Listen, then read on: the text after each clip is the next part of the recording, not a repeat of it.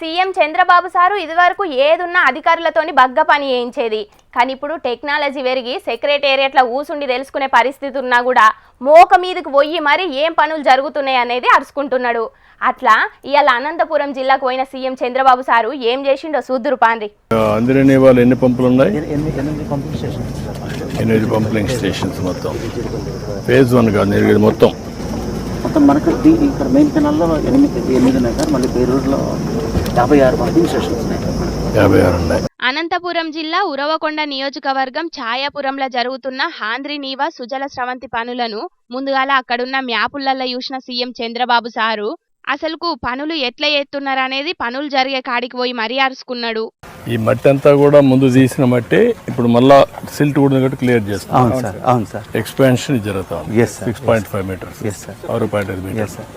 కాల్వ పనులు ఎట్లా చేస్తున్నారు, అనుకున్న ప్రకారం పనులు జరుగుతున్నాయా లేవా అనే వివరాలు మొత్తం అక్కడ పనులు ఏపిస్తున్నోళ్లను అడిగి తెలుసుకున్నాడు. ఇక బాబు సారు ఏ పని చేసినా దాంట్లో టెక్నాలజీని వాడాలనంటాడు కాబట్టి ఈ పనులు ఎట్లా జరుగుతున్నాయి అనేది తెలుసుకునేందుకు వాడుతున్న డ్రోన్ల పనితనం ఎట్లున్నది అనేది కూడా అరుచుకున్నాడు.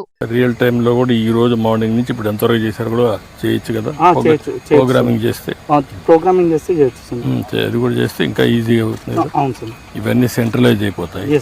సెంటర్కి పోతే ఆటోమేటిక్గా ఈ రోజు సాయంత్రానికి ఎంత అయిందో ఎస్సీకి కానీ అందరికి అదే ఇన్ఫర్మేషన్ ఉంటుంది. ఎందుకు ఆ పని చేయలేకపోతున్నారు?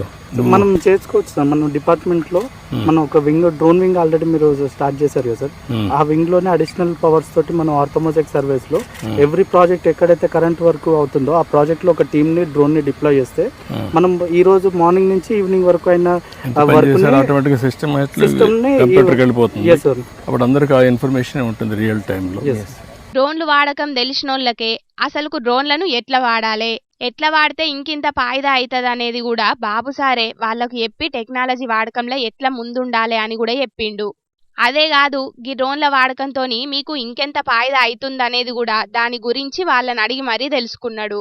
అటెన్క ఆడబెట్టిన మీటింగ్ లో మాట్లాడిన బాబు సారు పోలవరం టు బనకచెర్ల గోదావరి నదిలో ఎక్కువ నీళ్లు వస్తాయి. సముద్రంలోకి ఆవరేజ్న 100 సంవత్సరాల్లో 2000 టీఎంసీ నీళ్లు సముద్రంలోకి పోతున్నాయి. అందులో ఒక 300 టీఎంసీ నీళ్లు మనం తెచ్చుకోగలిగితే రాష్ట్రం మొత్తం సస్యశ్యామలం అయిపోతుంది. ప్రతి ఎకరాకు నీళ్లు ఇచ్చే అవకాశం వస్తుంది. ప్రతి ఎకరాకు నీళ్లు ఇస్తే రైతులు బంగారు పండిస్తారు. బంగారు పండించడమే కాదు, దీనివల్ల రాష్ట్ర ముఖ చిత్రమే మారిపోతుంది.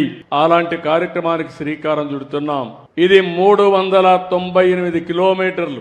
ఇప్పుడే ప్రాథమిక అంచనాలు 81,000 కోట్లు కావాలి. కానీ కొంతమంది అయితే ఇది సాధ్యమా అనుకుంటున్నారు. నేను కూడా అసాధ్యం అనుకుంటే చేసేవాడిని కాదు. కానీ ఏదైనా సరే ఒక సంకల్పం ఉంటే అది దారి చూపిస్తుంది. ఆ సంకల్పంతో ముందుకు పోతున్నా.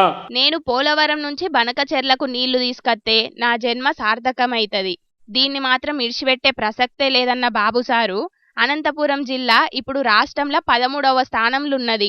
13 కాదు 3వ స్థానంలోకి వచ్చేటందుకు మీరంతా పని చేయాలని పిలుపునిచ్చిండు. ఇక టెక్నాలజీని చక్కగా వాడుకుందాం, వాట్సాప్ గవర్నెన్స్ తోని అన్ని పనులు జరుగుతాయి, జరగకుంటే చేయనోళ్ళ భరతం పడతామని చెప్పిండు.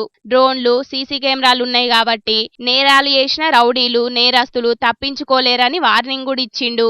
ఇక మొత్తానికైతే బాబు సారు టెక్నాలజీని మాత్రం గట్టిగానే వాడుతున్నాడు పోన్రి.